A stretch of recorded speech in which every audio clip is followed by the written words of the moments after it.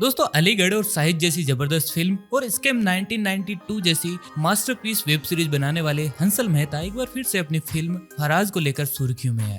ये एक सच्ची घटना पर आधारित फिल्म है और एक ऐसे टेररिस्ट अटैक की कहानी है जिसमें आतंकियों ने लोगों का धर्म पूछा। अगर इंसान मुस्लिम है तो उसे खाना खिलाया और छोड़ दिया, अगर नहीं तो गोलियों से भून दिया। और इसी घटना में एक ऐसे व्यक्ति की भी मौत हुई जिसे मुस्लिम होने की वजह से पहले छोड़ दिया था, लेकिन वो अपनी हिंदू दोस्तों को छोड़ने को तैयार नहीं था। इसी वजह से उसे भी गोलियों से भून दिया गया। तो दोस्तों आज के इस वीडियो में बात करेंगे फराज फिल्म की असल कहानी के बारे में। अगर आप इस चैनल पर नए हैं तो चैनल को कर लीजिए सब्सक्राइब और ये बेल आइकन दबाना ना भूलें ताकि नए आने वाले वीडियोस मिले आपको सबसे पहले। दोस्तों भारत एक आतंक से पीड़ित देश रहा है जहां पर धर्म के ठेकेदार कहे जाने वाले आतंकियों ने इस्लाम के नाम पर कई मासूम लोगों की जान ले ली। लेकिन हर एक आतंकी हमले के बाद ये कहा जाता है कि आतंक का कोई धर्म नहीं होता। ये बात सच साबित होती है हमारे पड़ोसी मुल्क बांग्लादेश के साथ, जहां 2016 में भयानक आतंकी घटना हुई जिससे सुनने वालों की रूह कांप गई। ये बात है 1 जुलाई 2016 के शाम की, जहां ढाका के एक रेस्टोरेंट पर 5 इस्लामिक आतंकियों ने हमला बोल दिया। इस हमले में 29 मासूम लोगों की जान चली गई। ये वो महीना था जिसे इस्लाम में सबसे पवित्र माना जाता है। रमजान का महीना, ईद बस आने ही वाली थी।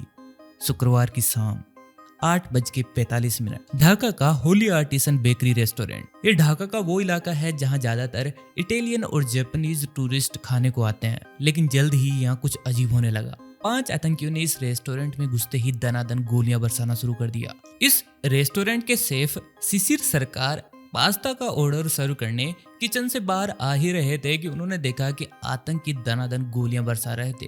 वो वापस किचन की तरफ भागे। उन्होंने एक जापानीज व्यक्ति को भी देखा जो उनकी मदद मांग रहा था। उन्होंने उसे भी अपने साथ अंदर ले लिया और किचन का दरवाजा बंद कर लिया। आतंकी इसे बाहर से खोलने की कोशिश करने लगे। सरकार हिंदू थे, इसलिए उनके पास आतंकियों से डरने का बड़ा कारण था, क्योंकि आतंकी मुस्लिमों के अलावा किसी और पर रहम नहीं बरतने वाले थे।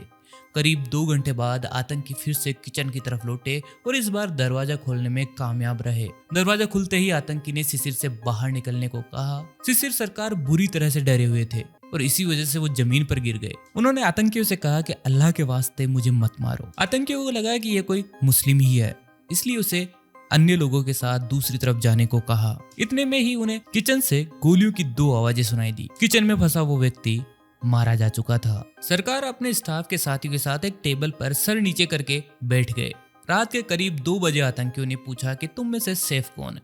सबने सरकार की तरफ इशारा किया। आतंकवादी ने शिशिर से वहां कैद सभी मुस्लिम लोगों के लिए खाना बनाने को कहा ताकि रोजा रखने वाले लोग सुबह से पहले अपना खाना खत्म कर ले। सरकार जब किचन में थे तब आतंकी ने दोबारा उनका नाम पूछा। जवाब आया शिशिर।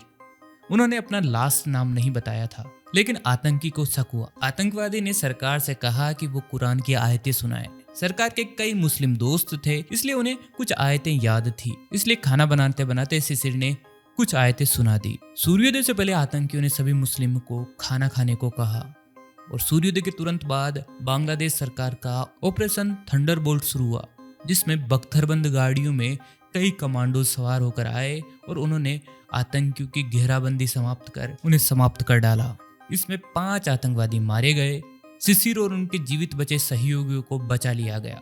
लेकिन शिशिर सरकार को वो दिन आज भी अच्छे से याद है, जिसे सोचकर उनकी रूह कांप जाती है। वो ना ढंग से सो पाते हैं, अकेले होने पर डर कर सहम जाते हैं। इसी आतंकवादी घटना की एक और दर्दनाक कहानी पूरी दुनिया के सामने आई।